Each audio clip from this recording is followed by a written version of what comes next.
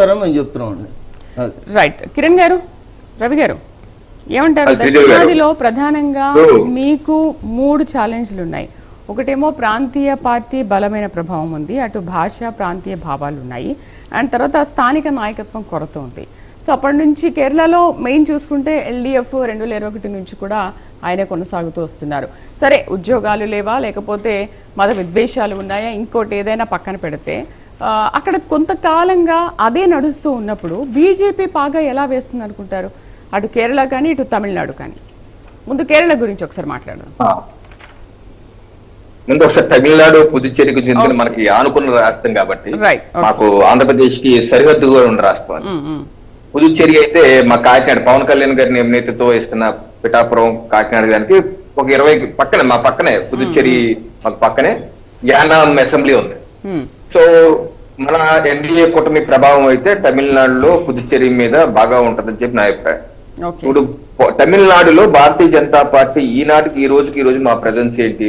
గతంలో జరిగిన ఎన్నికల్లో 4 ఇండివిజువల్ గెలిచాం, 4 ఎమ్మెల్యేలు మాత్రమే మాకున్నారు. అందుకని మేము అక్కడ మైనర్ పార్టీ.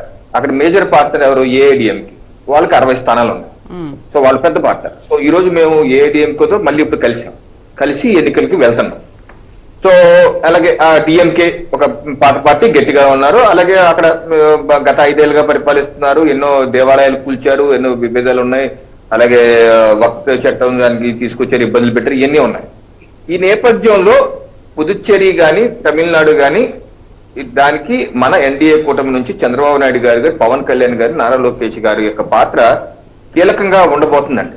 నా వ్యక్తిగత అభిప్రాయం అయితే Yanam assembly as of no MLA independent MLA ఉన్నాడు, అశోక్ గారు అని ఇండిపెండెంట్ ఎమ్మెల్యే ఉన్నారు.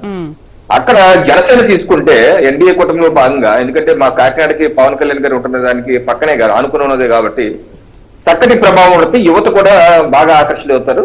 పవన్ కళ్యాణ్ గారు జనసేన పార్టీ కనుక యానాం నియోజకవర్గం ఎన్డీఏ కూటమిలో తీసుకోగలిగితే అది ఒక మంచి పరిణామం పుదుచ్చేరి. సో పుదుచ్చేరిలో మాకు 6 ఎమ్మెల్యేలు ఉన్నారు. ఎన్ఆర్ కాంగ్రెస్ మేజర్ పక్షం వాళ్ళకి 10 ఉన్నారు. సో అందుకనే మరోసారి ఎన్డీఏ ప్రభుత్వం పుదుచ్చేరిలో రావటానికి ఆల్రెడీ ఇప్పటికే మా ఆంధ్రప్రదేశ్ నుంచి నాయకులు కూడా పుదుచ్చేరిలో పనిచేస్తారు. అలాగే తమిళనాడులో కూడా ఆంధ్రప్రదేశ్ నుంచి నాయకులు కూడా, నేను కూడా వెళ్ళాలి, నాకు కొంచెం వ్యక్తిగత కారణాల వల్ల నేను వెళ్ళలేకపోయాను. సో ఇక్కడ నుంచి ఆంధ్రప్రదేశ్ నుంచి ఆల్రెడీ అక్కడ అసెంబ్లీలో మా నాయకులు పనిచేస్తారు. సో ఇప్పుడు పవన్ కళ్యాణ్ గారి పాత్ర తమిళనాడు ఎలక్షన్స్, పుదుచ్చేరి ఎలక్షన్స్ చాలా చాలా కీలకం కాబోతున్నాయండి. ఒకటి, పవన్ కళ్యాణ్ గారు తమిళ్ చాలా అనర్గళంగా మాట్లాడతారు. 2, తెలుగు వారి ప్రజెన్స్ చాలా ఎక్కువ తమిళనాడులో. తెలుగు మాట్లాడకపోయినా కొంత ఎక్కువ తెలుగు అందరికీ అర్థమవుతుంది. అలాగే తెలుగు వారు ప్రభావం చాలా ఎక్కువ. తెలుగు వారు అక్కడ ఉన్న చాలా మంది కూడా, డిఎంకే స్టాలిన్ గారు కూడా తెలుగు వారే. ఆయన నాకు తెలిసి ప్రకాశం జిల్లా, ఈ జిల్లాల నుంచి వాళ్ళ మూలాలు ఉన్నటువంటి వ్యక్తులు.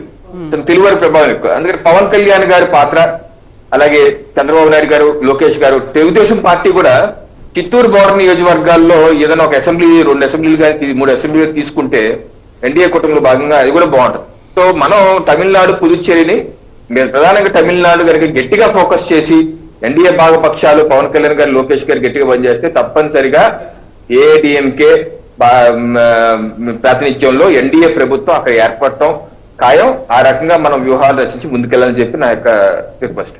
అలాగే కేరళ అండి, గత 4 దశాబ్దాలుగా ఎల్డీఎఫ్ ఏమో లెఫ్ట్ ఆధ్వర్యంలో ఉన్నట్టు ఎల్డీఎఫ్, యూడీఎఫ్ ఏమో కాంగ్రెస్ ఆధ్వర్యంలో యూడీఎఫ్. ఎప్పుడు ప్రతి 5 ఏళ్ళకి ఒకసారి మారుతా ఉంటాయి, సింగ్ సాంగ్ లాగా అనమాట. మన చేసేలాగా 5 ఏళ్ళకి 5 ఏళ్ళు కాదు, 5 ఏళ్ళకి లేదు. అంటే ఆ ట్రెండ్ ని గత ఎన్నికలు మాత్రం బ్రేక్ చేసే విజయన్ గారు రెండోసారి మళ్ళీ ఎల్డీఎఫ్ ప్రభుత్వం వచ్చింది. అయితే మొన్న స్థానిక సంస్థల ఎన్నికలు డిసెంబర్ లో జరిగాయి. స్థానిక సంస్థల ఎన్నికలు ఎల్డీఎఫ్ ఘోరంగా ఓడిపోయింది, యూడీఎఫ్ పైచేయి సాధించింది. భారతీయ జనతా పార్టీ కూడా అనూహ్యంగా 16% ఓట్ షేరు తిరువనంతపురం కార్పొరేషన్ ని మేయర్ మేము గెలుచుకున్నాం. అలాగే 2-3 మున్సిపాలిటీలు గెలుచుకున్నాం, పంచాయతీలు గెలుచుకున్నాం. సో ఇప్పుడు అక్కడ ఎప్పుడు ద్విముఖ వ్యూహం ఉండే, ద్విముఖ పార్టీలు ఉండే ఈ రోజు త్రిముఖ వ్యూహం, త్రిముఖ పోరు. ఎప్పుడు ద్విముఖ పోరు జరిగింది, ఇప్పుడు త్రిముఖ పోరు జరుగుతుంది. ఎల్డీఎఫ్, యూడీఎఫ్, ఎన్డీఏ తరఫున భారతీయ జనతా పార్టీ మిగతా చిన్న పక్షాలు తీసుకుని మేము కూటమికి వెళ్తున్నాం. అలాగే కేరళలో కూడా ఆంధ్రప్రదేశ్ నుంచి నాయకులు ఆల్రెడీ పనిచేస్తారు. మన అధికార ప్రతినిధులు అందరూ చాలా మంది అక్కడ పనిచేస్తారు. కేరళలో సత్యకుమార్ గారు, రాష్ట్ర మంత్రివర్గ సత్యకుమార్ యాదవ్ గారు కూడా అక్కడ పార్లమెంట్ కి ఇన్ఛార్జిగా పనిచేస్తున్నారు. అలాగే వివిధ రాష్ట్రాల నుంచి కూడా వచ్చి పనిచేస్తున్నారు. కేరళలో ఈసారి భారతీయ జనతా పార్టీ ఒక మాకు 0 సీట్లు ఈ రోజుకి. బీజేపీకి అక్కడ కేరళలో ఎమ్మెల్యేలు 0 లేరు మాకెవరు. కానీ ఈసారి మాత్రం తప్పనిసరిగా గట్టిగా ఒక ప్రభావాన్ని అయితే చూడబోతున్నాం. అయితే ఎల్డిఎఫ్ కమ్యూనిస్ట్ కి చివరిగా మిగిలిన రాష్ట్రం కేరళం. ఇది దేశంలో వెస్ట్ బెంగాల్ తుడిచిపోయింది, త్రిపుర తుడిచిపోయింది. కేవలం ఉనికి కోసం ప్రయత్నం. రేపు వెస్ట్ బెంగాల్ లో కాంగ్రెస్ కమ్యూనిస్ట్ పార్టీ ఉనికి కోసం ప్రయత్నం. ఈ రోజు వరకు 0 సీట్లు, గతంలో వచ్చే ఎన్నికలో 0 రావచ్చు. కమ్యూనిస్ట్ ముక్తు భారత్, కమ్యూనిస్ట్ లేని దేశంగా భారతదేశంగా రేపు కేరళలో జరిగే ఎన్నికలు ఉండబోతున్నాయని చెప్పి నేనైతే భావిస్తాను. ఎందుకంటే విజయన్ గారి ప్రభుత్వం మరోసారి వచ్చే అవకాశం అయితే లేదు. కమ్యూనిస్ట్ ముక్త్ భారత్ అయిపోయే అవకాశం అయితే ఉంది. భారతీయ జనతా పార్టీ ఎన్డీఏ కూటమి కేరళలో ఒక బలీయమైన శక్తిగా మా ఓట్ షేరు, మా సీట్లు పెంచుకొని ముందుకెళ్లే అవకాశాలు అయితే ఉన్నాయి. విజయ్ గారు, తమిళనాడు, కేరళ వంటి రాష్ట్రాల్లో ప్రాంతీయ